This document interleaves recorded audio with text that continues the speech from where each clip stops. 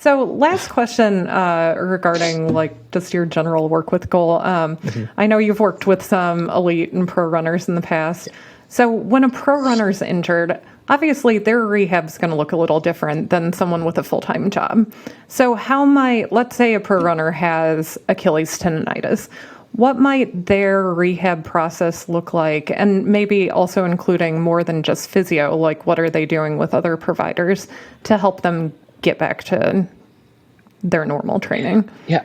One of the biggest things from an elite runner and professional sport perspective is the immediate access you typically have to something. So if you or I or anyone else in our community typically would get hurt, it's like, well, this is feeling a little bit hot and sore, but I'm going to keep training and just see how it responds.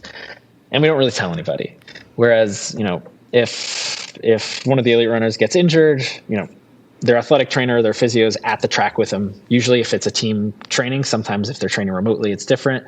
But their head coach is there. Their physio athletic trainer is there as well. So you immediately communicate, hey, this wasn't really feeling right.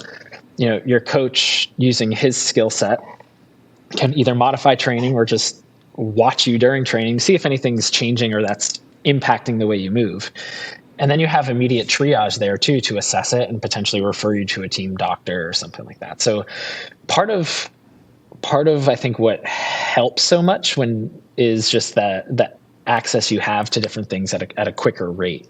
But I think when we look at all of us as amateurs too, I think that can come back to us and be like, well, I can probably communicate better to people as well when I am feeling something, because it doesn't always mean I have to shut it down. But yeah, they have that access. They have their people there with them as well. And they have access to any sort of additional tests if they need to too. And yearly physicals with all their team doctors and specialists and as well, that just can help provide them more information. And yes, they have a little bit more time in the day, but believe it or not, similar to the same challenges we have, whether it's sleep or nutrition or anything, they fall victim to those same things too. So, with my runners, I haven't had those type of conversations as much, but my soccer players, I 100% have. So they have a lot of the same challenges. They just have a little bit more time in the day to deal with it. And a lot of it is, you look at some of the things that are 0.5%. So maybe a little bit more often I get some soft tissue from my physical therapist, because that can help desensitize the area prior to training and running. That can just make it a little bit more successful. So sometimes it's those little things that just kind of help get you through the day. And then it allows you other timeframes where you're going to dive deeper into it and work on it, maybe after some key A races or anything like that too. So yeah, they have a little bit more support than we have at a more immediate level. Yeah. So in thinking how amateurs can learn from the pros, I think you hit the nail on the head. Like, they have immediate access. And one thing that amazingly a lot of people still don't know is in most states, I think it might actually be all states now, people have direct access to physical therapy. So by law, you do not need to see a doctor and get a prescription to go see a physical therapist. Now, your insurance company might require you to get a script for them to pay for it, but you can always see a PT outside of your insurance, with Medicare being the exception, but we won't get into that here,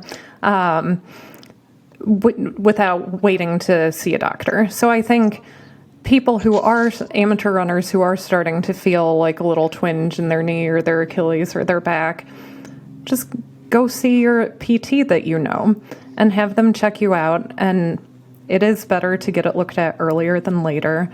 And you might nip it in the bud and it won't become a problem. Yeah, and I think if it is something that is a challenge, you're at least having those conversations immediately to move it in the right direction.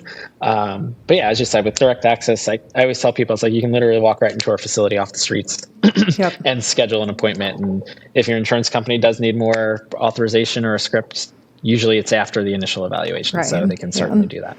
Yeah.